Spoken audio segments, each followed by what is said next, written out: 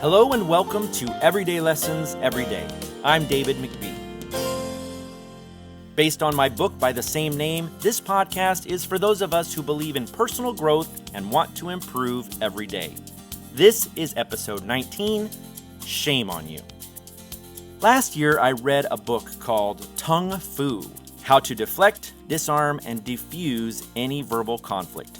It's filled with brilliant everyday lessons for dealing with people and creating better communication. This is the kind of book that should be required reading for all adults. But it gets better. The company I work for hired the author, Sam Horn, to come and speak at our annual conference, and I got to spend some time with this remarkable woman. I took away a lot of wonderful golden nuggets that day, but one of them really stuck with me. Sam told us a story about a time when Donald Trump was invited to speak on the Larry King Show. As soon as the cameras started running, Trump said on live TV, "Do you mind if I sit back a little because your breath is very bad?" She said that it took Larry off guard, that he mumbled and fumbled but didn't really respond. It was a perfect example of how bullies will deliberately say something outrageous to knock you off balance so they can seize control. I did some research on this and found an article where Trump claimed that he was answering a question that Larry had asked.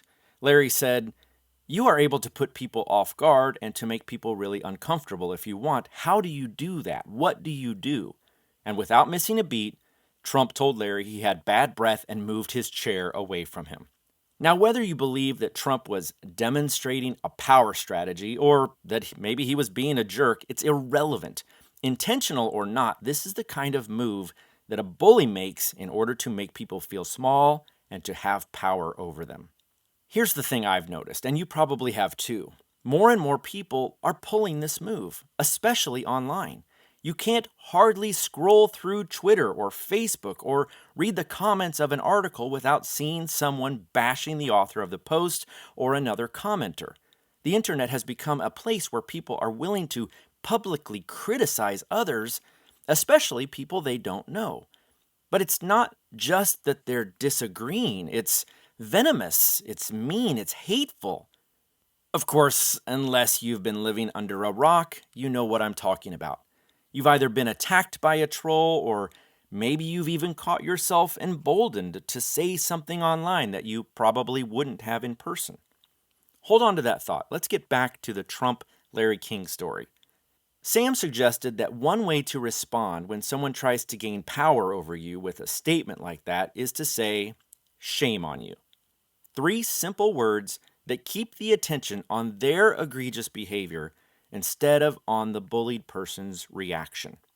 When she said this in our conference, I scribbled in my notes thinking it was kind of clever, but not really believing that something so simple could be powerful enough to shut down a bully. About a week later, I got my chance to find out. It all started when I posted a question in a Facebook support group. You see, I have this new drone, and I don't just mean new to me. I mean, I pre-ordered this drone about 5 minutes after it got announced, so I'm one of the first people to own this particular model. And unlike my previous drones, this one comes with a GPS beacon that allows it to follow its subject. Anyway, I was having a hard time connecting the beacon to my phone so that I could see the drone's point of view. I combed through the instructions, Googled the issue, and I sent an email to the company. Then I posted my question in the Skydio2 Owners Support Group. Here's the comment that I got. "It's called reading and research before you open the box. There has been plenty of videos and tech talk on the Skydio, and yet still a bunch of ignorant folks who won't put no effort in learning about the product they bought. Let's just wait till it arrived, rip open the box, use without any clue. I'm starting to believe Skydio needs to add, before you can buy our product, we need to see proof of at least 50 hours flight time on another drone. Just saying." Okay, just revisiting that statement kind of gets my blood pressure up. He might as well have said, "You're stupid." Who was he to be so judgmental of me? He doesn't know me, doesn't know if I read the instructions, doesn't know if I have drone piloting experience, none of that. But he was so hateful to me, a complete stranger. So, of course, I wrote a really intelligent and clever rebuttal to defend myself. I called him out for being ignorant, for having poor grammar, for not knowing what he was talking about, and then I told him how I had been flying drones for several years and have had my photos and videos featured on thousands of websites, and that he could kiss my... Okay, I won't finish that sentence, but you get the idea. I wrote a pretty emotional response. Then I took a deep breath and thought about my own personal social media rules. Would I want my grandmother or my future grandkids to run across this post? No, that is not the kind of online legacy I want to leave. Luckily, this all happened just a few days after the sales conference, so Sam's advice was still fresh in my mind. This was my opportunity to find out if she was right. So I deleted my defensive response and wrote this instead. Shame on you. This is a support group. Pairing the beacon to the phone was not spelled out in the beacon user manual anywhere, so don't throw stones. Heck, even after I figured it out, I left the solution for others to learn from my experience. As for having 50 hours flight time, this is my 4th drone, and I am a good pilot, but this one is very different. It's got its own learning curve and no support manual is going to have every answer. I hit enter and walked away from my computer, thinking that I might have kicked the hornet's nest and that I would probably end up just deleting the whole post because I wasn't going to engage with this guy if he fought back. To my surprise, I got a response within a few minutes. You're right, Mr. McBee. I apologize. This is a support group. I've never flown a drone ever, so you're up on me on drone flying. I have been learning from groups like this, and I've contacted Skydio on questions, and I don't even have my drone yet. I'm in batch 1, so I should be in January, I hope. All I've been doing while waiting is reading and learning. I will even work on getting my FAA 107 license. Already have my certificate to recreational fly a drone. So again, I apologize. Enjoy your drone. Holy cow, it worked! I mean, it really worked. Better than I could have even imagined. I had hoped it would stop his bullying in its tracks, but I really didn't expect an apology, especially such a genuine apology. I replied simply with, "Apology accepted, thank you." And that was the end of it. My hurt feelings were soothed, and my bully got the opportunity to be the better version of himself. Shame on you. Who knew it could be so powerful?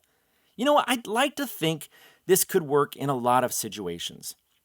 In fact, okay, this is the part of the podcast where I remind you how crappy I can be when I'm not being the better version of myself. But hey, I'm nothing if not transparent, so here goes. My mother recently moved, and I've had to drive to her new apartment several times to help her with little tasks like moving boxes, putting together furniture, installing the dryer, and helping her navigate her Apple TV. I was getting frustrated with all the trips over there, and in a moment I'm not proud of, I said, "By the way, thanks a lot for choosing an apartment that's so close to me." I know, not very nice. She was already feeling guilty for needing me so much, and here I was just twisting the sword. Mom, I know you're listening, so please, A, accept my apology, and B, consider using this tactic on me in the future. In that moment, you could have said, "Shame on you, David. I chose this apartment because it's about halfway between you and your sister." And yeah, that would have really put me in my place. It would have taken away my power and shown me how out of line my comment was. Feel free to keep this one in your pocket for next time, Mom. I'm sorry I was such a jerk, and I'm sorry I lost my patience with you. Look at that. I just used shame on you on myself, and it worked. Who knew? Thank you, Sam Horn, for this everyday lesson. And so, I challenge you. Use these 3 powerful words, shame on you, the next time someone bullies you. Don't get defensive. Don't fight back. And don't let them rattle you. Just use shame on you to keep the focus of the conversation on their deplorable behavior rather than your emotional reaction to their comment. Let me know what happens when you implement this lesson. by sharing with me personally or sharing on social media with the hashtag #EverydayLessonsEveryday. If you like this podcast, please share with your friends and family. Let's get the word out there and see if together we can make the world a better place. I'll see you next time. Now go out there and do something awesome.